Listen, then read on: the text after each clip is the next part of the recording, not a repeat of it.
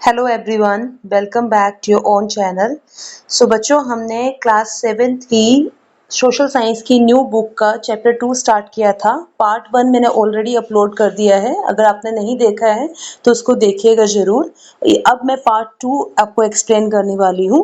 So let's start with the part 2 of the chapter 2 of your new social science book named as Understanding the Weather. Okay, so let's begin now. हम लोगों ने जो है, अगर आपने part 1 देखा है तो यू मस्ट बी नोइंग कि हमने बहुत से टॉपिक जो थे इसके कंप्लीट कर लिए थे। और आज हमें जो है ये स्टार्ट करना है from the topic that is atmospheric pressure. Right, atmospheric pressure जो टॉपिक है हमारा, आज हम इसको वहीं से स्टार्ट करेंगे। So let's begin now. Okay, atmospheric pressure. बेटा, एटमॉस्फेरिक प्रेशर क्या होता है? जैसे कि हमने अभी देखा कि हमारी जो बॉडी है, हमें बहुत ज़्यादा टेम्परेचर हाई होता है, वो भी हमें पता चलता है ना। जैसे आजकल गर्मियों का मौसम है तो टेम्परेचर जब हाई है तो वी कैन फील दैट, है ना। रेनफॉल हो रहा है, हमें वो फील होता है।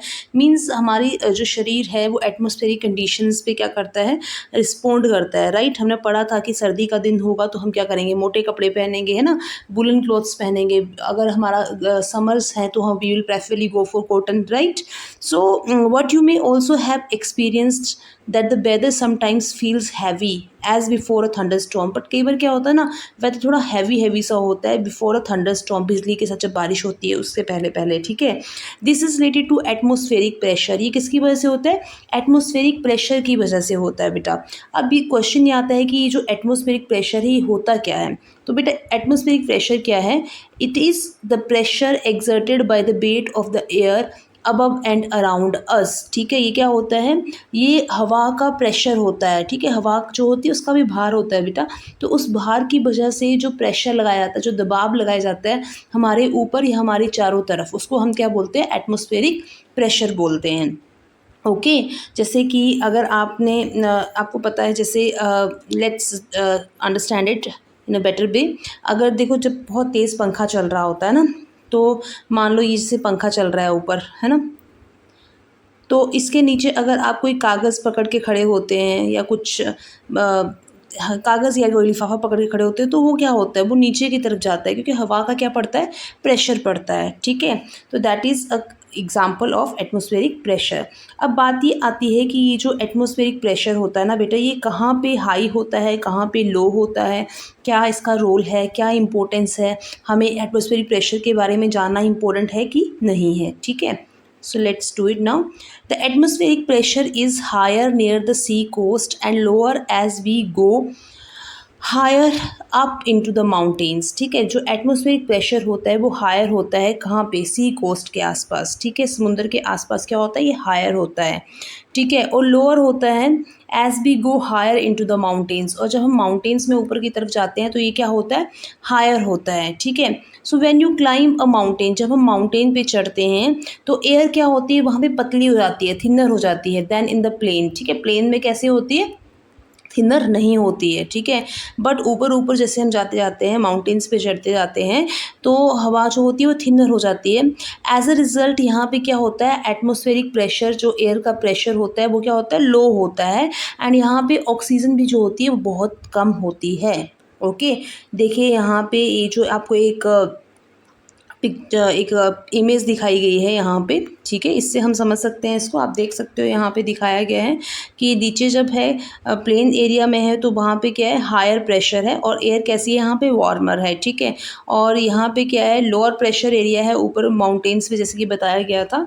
तो यहाँ पे क्या है? लो प्रेशर है। ठीक है, अब नेक्स्ट है जैसे बताया गया कि जो हायर एरियाज़ होते हैं वहाँ पे क्या होता है? एटमॉस्फेरिक प्रेशर लो होता है, तो वहाँ पे ऑक्सीजन भी कम होती है because the air is very thinner there, है ना। हवा जो होती है वो थिन होती है, तो हमारे जो लंग्स होते हैं हमें काफ़ी वर्कआउट करना पड़ता है वहाँ पे। वर्कआउट डजंट मीन एक्सरसाइज, मतलब हमारे जो ऑर्गन्स हैं उनको काफ़ी ज़्यादा मीन्स हार्ड करना पड़ता है टू कीप अवरसेल्फ मूविंग, है ना, हमारी बॉडी को चलाए रखने के लिए। क्योंकि विद लेस ऑक्सीजन यहाँ पे क्या होता है? ऑक्सीजन कम होती है, तो कम ऑक्सीजन हमारे ब्लड में जाती है, जिसकी वजह से हमारे शरीर को ज़्यादा काम करना पड़ता है खुद को चलाए रखने के लिए।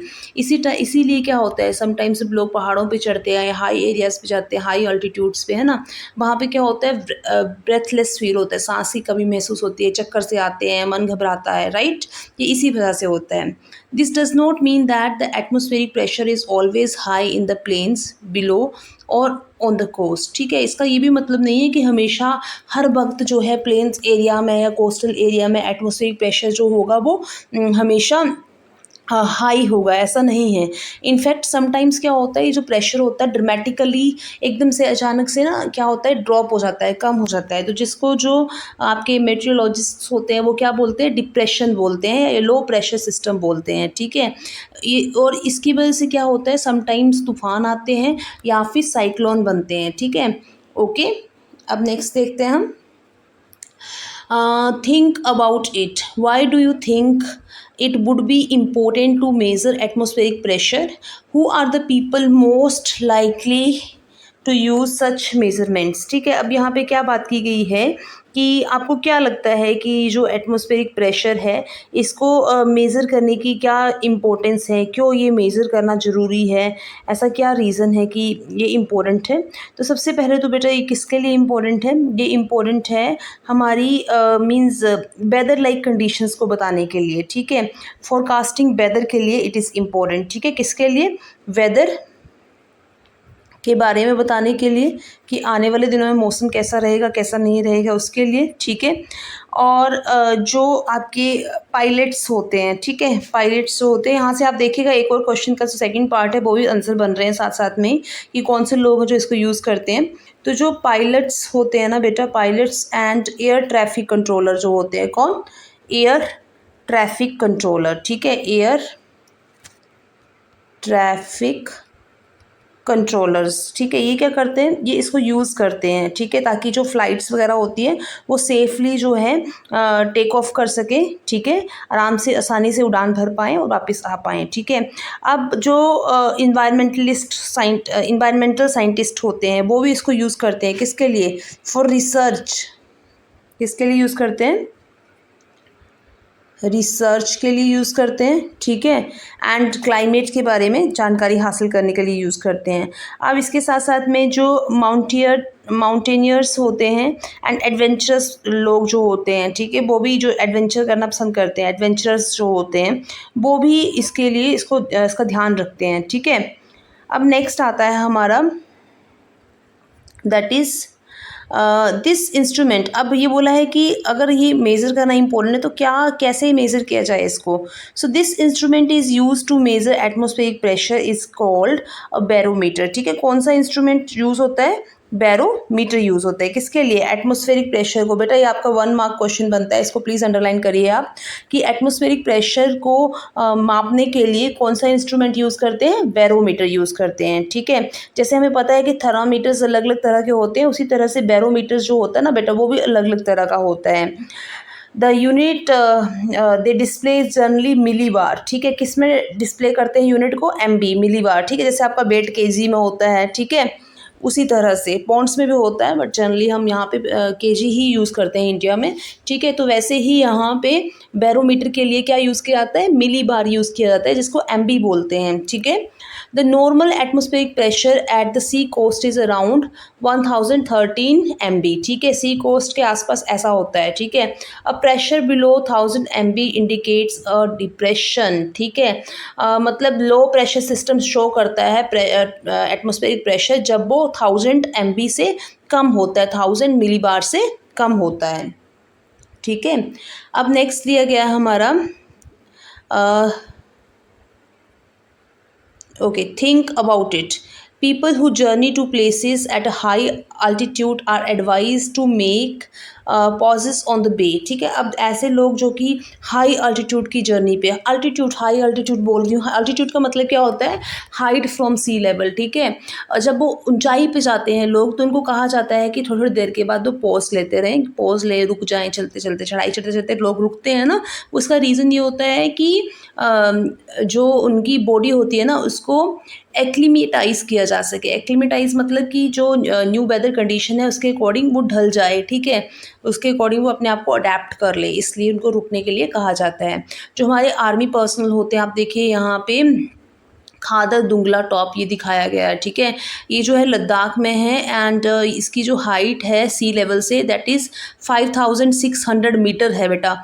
तो it's very difficult to survive there, है ना, क्योंकि इतनी ऊंचाई है। तो आपको पता है, अभी तो आपने पढ़ लिया है कि ऊंचाई पे क्या होगा, ऑक्सीजन लेवल कम होगा, है ना, क्योंकि एटमॉस्फेरिक प्रेशर लो होगा, वहाँ पे एयर थिन होगी। तो फिर भी यहाँ पे हमारे जो सोल्जर्स है वो वहाँ पे सर्वाइव करते हैं और उस कंडीशन में वो वहाँ पे क्या करते हैं, ड्यूटी भी देते हैं। और यहाँ पे जो एटमॉस्फेरिक प्रेशर होगा ना बेटा, वो दैट इज़ जनरली 650 मिलीबार्स। आपने देखा है कि 1000 से नीचे जो भी होगा वो क्या होगा, लो प्रेशर होगा। तो यहाँ पे आप देख लीजिए कितना कम है ना। तो फिर भी वो वहाँ पे काम कर रहे हैं। अब नेक्स्ट आता है बेटा विंड, ठीक है। विंड क्या होती है? Wind is basically the movement of air from the high pressure to the low pressure areas, ठीक है। हवा की मूवमेंट हाई प्रेशर एरिया से लो प्रेशर की तरफ, ठीक है। Speed and direction are the two important factors, ठीक है, when we describe the wind, ठीक है। हवा की स्पीड और उसकी डायरेक्शन, ठीक है, किस दिशा में जा रही है, कितनी तेज़ी से जा रही है, बहुत ही इंपॉर्टेंट फैक्टर हैं जब हम विंड को डिस्क्राइब करते हैं। अच्छा मुझे बताइए, कमेंट सेक्शन में बताइएगा, अच्छा ठीक है, कि आप में से कितनों ने ये जो यहाँ पे सीड्स दिखाए जा रहे हैं ये देखे हैं, है ना, आजकल हवा में उड़ते हैं ये। अभी देखना आप थ्रू मीन्स आप देखना ये सीड्स जो होते हैं उड़ते हैं, बहुत ही हल्के होते हैं, राइट ना। इसका रीज़न क्या है? अगर ये सीड्स एक जगह से दूसरी जगह ना जाएं हवा के थ्रू, तो क्या रीज़न रह सकता है, फिर क्या होगा, है ना। अगर सीड्स एक ही जगह पे रहें, हवा से इधर से उधर ना जाएं, तो क्या होगा, ये आप मुझे कमेंट सेक्शन में बताएंगे बेटा, ठीक है। Please do tell me so that I come to know कि आप वीडियोज़ देख रहे हैं, आपको वीडियोज़ पसंद आ रहे हैं, ठीक है, so that I can post videos on a regular basis, ठीक है। अब नेक्स्ट देखते हैं, the wind is an just second an important element of the weather, ठीक है। इसकी डायरेक्शन और स्पीड हेल्प करती है हमें वेदर फोरकास्टिंग के बारे में बताने के लिए। Beside air pilots and sailors जो होते हैं they need to be aware of the wind data, ठीक है, क्योंकि इसका जो होता है फ्लाइंग पे और सेलिंग पे, ठीक है, बहुत इफेक्ट पड़ता है। इवन जो फार्मर्स होते हैं ना वो भी विंड की डायरेक्शन से प्रिडिक्ट करते हैं कि रेन कहाँ से आ रही है, बारिश होगी कि नहीं होगी। आपने देखा होगा घर पे भी कि जब ठंडी ठंडी हवा चलती है एकदम से, है ना, आपके आसपास, तुम आपके पेरेंट्स कहते हैं अच्छा यहाँ ना कहीं आसपास ही बारिश हुई है क्योंकि ठंडी हवा आ रही है, राइट ना। तो वो क्या है, विंड के उसके बेस पे लोग क्या करते हैं, प्रिडिक्शंस करते हैं, बताते हैं कि हाँ ऐसा हुआ है। Also a greater wind speed will cause the soil to dry faster, ठीक है। और जो तेज़ विंड की स्पीड होगी, हवा जब बहुत तेज़ी से चलेगी तो ड्राई कर देती है किसको, सॉइल को, बहुत जल्दी से, ठीक है। अब नेक्स्ट है, so how do we measure this direction and speed, इस डायरेक्शन और स्पीड को हम मेज़र कैसे करें, है ना। ये तो हमने कह दिया कि direction and speed is very important, but how can we measure it, इसको कैसे नाप सकते हैं। तो बेटा इसके लिए क्या होता है, एक विंड वेन होता है, क्या होता है, विंड वेन, जिसको वेदर वेन भी बोलते हैं, ठीक है। इसकी जो होती है, इसके पास एक रोटेटिंग आर्म होती है with a pointer at the one end and a tail at the other end, ठीक है।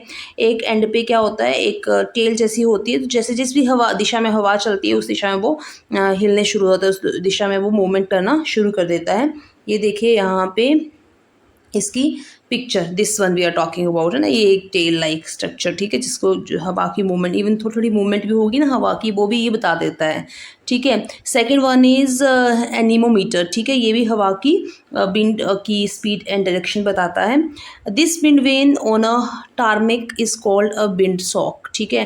टारमेक मीन्स सड़क की तरह कोई पक्का रोड, ठीक है, वहाँ पे इसको क्या बोलेंगे, ऐसे वाले विंड वेन को, ऐसे वाले विंड वेन को हम बोलते हैं विंड सॉक, ठीक है। ये पायलट्स को बताता है, इंडिकेशन देता है, विंड की डायरेक्शन बताता है, ताकि वो टेक ऑफ और लैंडिंग जो है आराम से कर पाएँ, ठीक है। इसी तरह से जो इंडस्ट्रीज़ होती है ना, जिनके एशेज़ वगैरह रिलीज़ होता है, ठीक है, हाँ, तो वहाँ पे गैसेस रिलीज़ होती है, वहाँ पे भी ऐसे सॉक्स जो होते हैं यूज़ किए जाते हैं। एक और सिंपलेस्ट इंस्ट्रूमेंट है जो विंड की डायरेक्शन एंड स्पीड को मेज़र करता है, दैट इज़ एनीमोमीटर, ठीक है।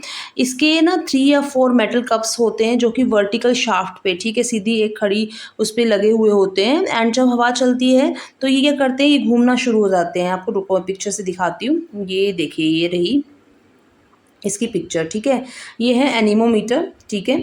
तो बेटा एक मिनट, हाँ, ये है एनीमोमीटर। तो मैंने आपको बताया एक वर्टिकल शाफ्ट जो होगी उसके ऊपर ये लगे रहते हैं मेटल के कप्स, कहीं कहीं 3 होते हैं, कहीं 4 भी होते हैं। तो जितनी जैसे हवा चलेगी ना तो ये क्या करेंगे, घूमना शुरू हो जाएंगे, ठीक है, विंड की डायरेक्शन में ये घूमना शुरू हो जाएंगे। और यहाँ पे ना एक मीटर अटैच होता है यहाँ पे बॉटम में, ठीक है। आप देखिए ये जो बॉटम सा है यहाँ पे एक मीटर अटैच होगा जो कि कप कितनी स्पीड से घूम रहा है कितने टाइम में, ठीक है, कितने किलोमीटर पर आवर की स्पीड से घूम रहा है वो बताता है। तो उसके थ्रू क्या कर सकते हैं हम, विंड की डायरेक्शन एंड मूवमेंट को जो है हमें पता लग जाता है कि क्या हो रहा है और कितनी स्पीड से ये मूवमेंट हो रही है, ठीक है। सॉरी। अब नेक्स्ट है हमारा humidity. Okay, what is the topic next? Humidity. Humidity क्या है बेटा? This is the last element of the weather, ठीक है, वेदर का एक लास्ट एलिमेंट है।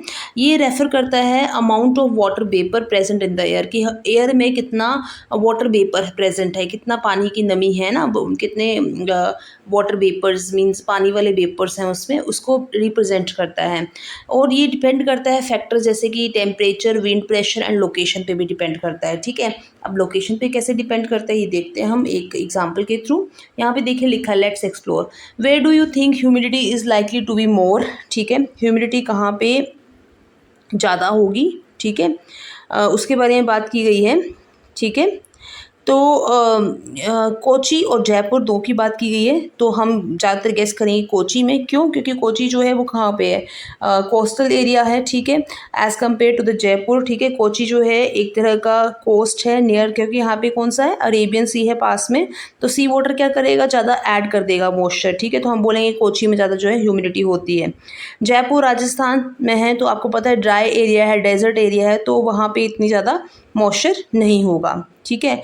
अब पूछा है if we had to compare the humidity level between Kochi and Bengaluru, ठीक है, कोची और बेंगलुरु के बीच में अगर हमें कंपेयर करना है तो how would we do that, हम कैसे कंपेयर कर सकते हैं? सिंपली हम कैसे कर सकते हैं, we have to check the weather reports, ठीक है, वेदर रिपोर्ट्स को हम चेक करेंगे, ठीक है।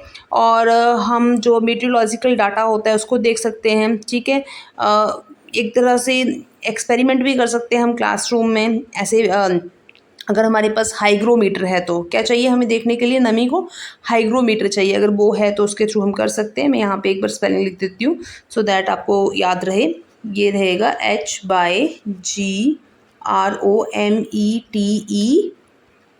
ठीक है, this is R, okay.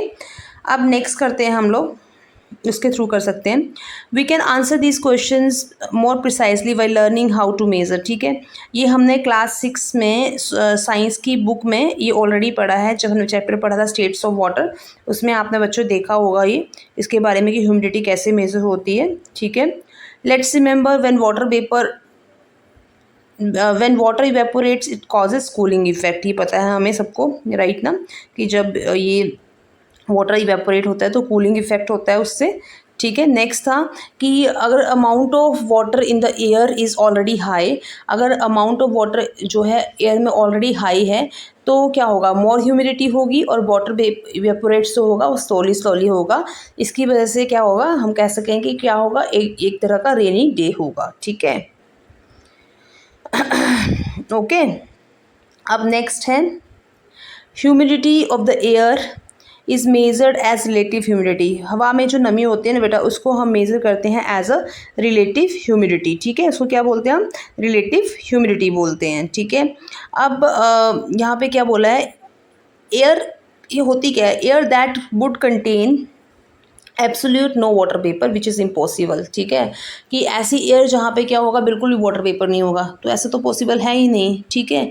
Is rated as 0 degree, ठीक है, तो इसलिए क्या बोलते हैं 0 डिग्री है, ठीक है, मीन्स 0 डिग्री तो पॉसिबल ही नहीं है, बट हम ऐसे, ठीक है। While air with the water vapour will have a humidity of 100%, ऐसी एयर जिसमें ज़्यादा means we can say that अगर उसमें ज़्यादा वाटर वेपर्स हैं तो उसको क्या बोलेंगे हम, 100%, ठीक है। रिलेटिव ह्यूमिडिटी कितनी है, 100% है। So in practice dry weather has a relative humidity range between, अगर हम जनरली बात करते हैं तो जो ड्राई वेदर कंडीशंस होती है उसमें जो रिलेटिव ह्यूमिडिटी होती है वो जनरली 20 to 40% होती है।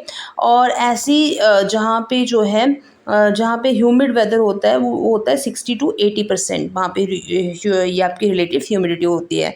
एक बार इसको फिर से बताती हूँ। रिलेटिव ह्यूमिडिटी क्या होती है कि हवा में कितनी ज़्यादा वाटर वेपर है, ठीक है, या फिर ऐसे बोलो कि हवा में जो नमी कितनी है। तो जीरो तो कभी पॉसिबल होता ही नहीं है, ठीक है। ज़्यादा हो सकता है, ज़्यादा से ज़्यादा 100% हो सकता है। और ऐसे एरिया जहाँ पे ड्राई एरियाज हैं वहाँ पे ये जो होती है 20 to 40% होती है, और ऐसे एरियाज जहाँ पे ह्यूमिड वेदर होते हैं वहाँ पे दिस इज 60 to 80%, ठीक है। अब नेक्स्ट बात करते हैं, if the humidity in Delhi is, यहाँ बात की गई दिल्ली में ह्यूमिडिटी जो है 52% है, जबकि कोची में 84% है। तो कहाँ पे कपड़े जल्दी सूखेंगे? डेफिनेटली कहाँ सूखेंगे? दिल्ली में, क्योंकि दिल्ली में हवा में नमी कम है, तो जो हवा होगी वो ज़्यादा से ज़्यादा पानी को सोख लेगी, ठीक है। अब पसीना कहाँ ज़्यादा आएगा? कोची में। कोची में क्यों आएगा? क्योंकि वहाँ पहले से ही पानी से भरी हुई हवा है ना, इसलिए पसीना जो होगा वो जल्दी नहीं सूखता है, और हमें क्या होगा? चिपचिपाहट जो होगी वो महसूस होगी। ओके। अब नेक्स्ट है, but how do we measure such numbers? ये मैंने आपको बताया था, अभी भी स्पेलिंग भी लिखी थी इसकी। हाइग्रोमीटर के थ्रू हम इसको मेज़र करते हैं, ठीक है। There are several type of hygrometers, अलग अलग तरह के होते हैं, depending upon the principle they are based on, कि किस तरह के किस मेजर पे किस प्रिंसिपल के थ्रू उनको बनाया गया है। The measure of humidity is of great importance in many industrial processes. ज़्यादातर जहाँ पे ऐसी इंडस्ट्रीज़ में इसकी मीन्स मेजर करना इंपॉर्टेंट है ह्यूमिडिटी को, जहाँ पे जैसे फूड प्रोसेसिंग होता है, क्योंकि बहुत से खाने वगैरह होते हैं ना, फैक्ट्रियाँ जहाँ पे खाना या दवाई बनाई जाती है, जिसमें लिखा होता है इतने से इतने टेम्परेचर पे स्टोर करें, है ना। रेफ्रिजरेटर में भी लगाना पड़ता है हमें कुछ एक फूड्स को, है ना, मेडिसिन को भी, और म्यूजियम्स में भी बेटा, क्योंकि म्यूजियम में जो पुराना सामान होता है वो क्या होता है? ख़राब हो जाता है, ठीक है। ड्राई इन्वायरमेंट होता है, हाँ, ताकि जो है ह्यूमिडिटी को देख के इन्वायरमेंट को ड्राई तरीके से मैनेज किया जा सके, ताकि चीज़ें जो है ख़राब ना हों। अब नेक्स्ट आता है वेदर स्टेशन। अब ये वेदर स्टेशन क्या होते हैं बेटा? हमने जब बात की है कि ये इंस्ट्रूमेंट ये वो सब कुछ, तो इसके लिए क्या किया जाता है? वेदर स्टेशन बनाए जाते हैं, जहाँ पे वो क्या करते हैं, इन सब ये जो इंस्ट्रूमेंट्स होते हैं ये क्या करते हैं? मेजर करते हैं चीज़ों को। जैसे यहाँ पे आपको ये पिक्चर दिखाई, टेम्परेचर को मेजर करेंगे, ह्यूमिडिटी को मेजर करेंगे, ठीक है, अल्टीट्यूड को मेजर करेंगे, एटमॉस्फेरिक प्रेशर को मेजर करेंगे, ठीक है। अब देखिए यहाँ पे एन ऑटोमेटेड वेदर स्टेशन। ये ऑटोमेटेड वेदर स्टेशन क्या होता है?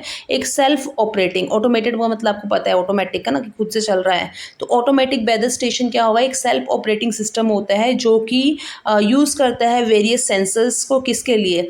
वेदर को मेजर एंड रिकॉर्ड करने के लिए, ठीक है। AWS की फॉर्म आपको आनी चाहिए। क्या होती है? ऑटोमेटेड वेदर स्टेशन, जो कि जिसमें बहुत से अलग अलग तरह के सेंसर्स लगे होते हैं जो वेदर को रिकॉर्ड करते हैं, ठीक है। कैसी चीज़ों को? वेदर में क्या क्या, कि टेम्परेचर कैसा है, ह्यूमिडिटी कैसी है, विंड स्पीड कैसी है, डायरेक्शन क्या है, प्रेसिपिटेशन क्या है, एटमॉस्फेरिक प्रेशर क्या है, ये सब कुछ करते हैं, ठीक है।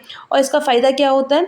ये एग्रीकल्चर में, एविएशन में, नेविगेशन में, इन्वायरमेंटल मॉनिटरिंग वगैरह में बहुत इसका बेनिफिट होता है, ठीक है। अगर हम वेदर इन्फॉर्मेशन को टाइमली पता चल जाए कि हाँ कहीं तूफ़ान आने वाला है, तो बहुत सी प्रिकॉशंस जो है वो ली जा सकती हैं।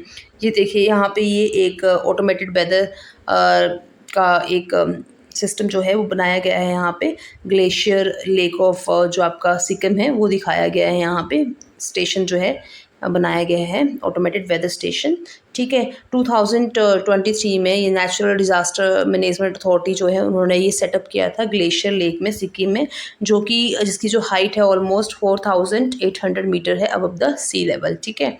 ये वेदर कंडीशंस बताता है। अब नेक्स्ट है प्रिडिक्टिंग वेदर्स। प्रिडिक्टिंग वेदर्स मतलब वेदर के बारे में भविष्यवाणियाँ करना, पहले ही बता देना कि वेदर क्या होगा, कैसा होगा।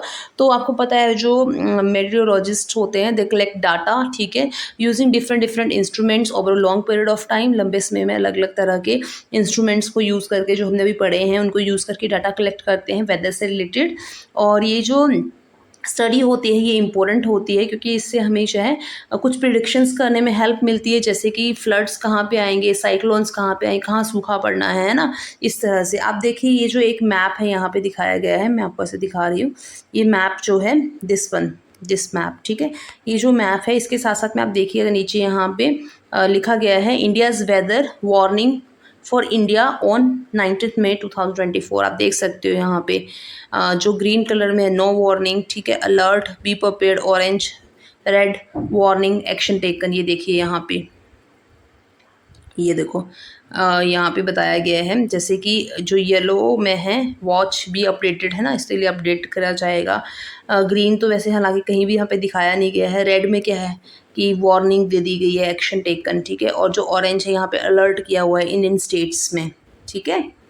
अब नेक्स्ट आता है आपका एक्यूरेट प्रिडिक्शंस क्या करती हैं, हेल्प करती हैं हमें किस चीज़ के लिए, किसी भी तरह के किसी भी वेदर की रिलेटेड किसी भी परेशानी को झेलने के लिए हमें जो है पहले ही रेडी कर दिया जाता है कि हम अपना चीज़ें जो हैं उनको संभाल के रख लें। जैसे मान लो कोई बहुत स्टॉर्मी वेदर एक्सपेक्ट कर रहा है, किसी पे बहुत ज़्यादा तूफान आने वाला है, तो जो फिशरमैन होंगे तो गवर्नमेंट उनको पहले ही वार्न कर देगी कि आप वहाँ से निकल आओ, ठीक है। अपनी अपनी बोट्स से वहाँ से हटा लो, वहाँ से वापस आ जाओ, साइक्लोन एक्सपेक्टेड है या कुछ वैसी कंडीशन है, ठीक है। ये जो है ये क्लास में ही होगा बेटा, डिस्कस करने वाली चीज़ है, उसके बेस पे लिस्ट बनेगी। अब नेक्स्ट है यहाँ पे बताया गया था मैप को केयरफुली देखेंगे, जो मैंने ऑलरेडी आपको एक्सप्लेन कर दिया है, ठीक है। उसी के बेस पे बात की गई है यहाँ पे कौन सी स्टेट्स है जहाँ पे वार्निंग साइन है, कौन सी स्टेट है जहाँ पे हीट वेव ज़्यादा होगी। तो वो जो आइकन्स दिए हुए हैं वहाँ पे जो सिंबल्स दिए हुए हैं उनको देख के आप पता लगा सकते हैं, ठीक है बेटा। अब नेक्स्ट आता है हमारा before we move on, just a second. Temperature, humidity, precipitation, wind and atmospheric pressure together define the weather at a particular place, ठीक है। ये आपको मैंने बताया है कि जो वेदर किसी जगह का वेदर कैसा है उसको ये सारी चीज़ें टेम्परेचर, ह्यूमिडिटी, प्रेसिपिटेशन, बारिश कैसी हो रही है, धूप कैसी है, एटमॉस्फेरिक प्रेशर क्या है, लो है, हायर है, ये सब कुछ बताता है हमें एक प्लेस के वेदर के बारे में। The condition of these elements is measured using special instruments, ठीक है। हमने पढ़ा है सबको इंस्ट्रूमेंट्स के बारे में, उन्हीं के बेस से उन्हीं इंस्ट्रूमेंट्स के बेस से डाटा कलेक्ट किया जाता है और बताया जाता है कि कैसा वेदर होगा, ठीक है। In different times the situations one of the elements is dominant, for example rainfall in July, the temperature in May and December, atmospheric pressure when a cyclone is moving. ये हमने सारा ऑलरेडी डिटेल में पढ़ लिया है chapter में, ठीक है। तो this is all about a chapter number 2 of new book of your social science and understanding weather, ठीक है। अब ये हमारा चैप्टर कंप्लीट हो गया है। आई होप आपको ये चैप्टर समझ आ गया होगा। जिन्होंने पार्ट 1 नहीं देखा है उसको देख लीजिएगा। और अगर आपको ये वीडियो पसंद आया तो please like, subscribe and share my channel with others and please do comment. अगर आप कमेंट करते हैं तो मुझे मोटिवेशन मिलता है वीडियोज़ को पोस्ट करने के लिए on a daily level. And you just tell me what do you want, means आपको अगर इसके क्वेश्चन आंसर्स चाहिए तो प्लीज़ कमेंट सेक्शन में बताइएगा ज़रूर। And please like, subscribe and share and also do comment. Thank you. God bless you बच्चा party.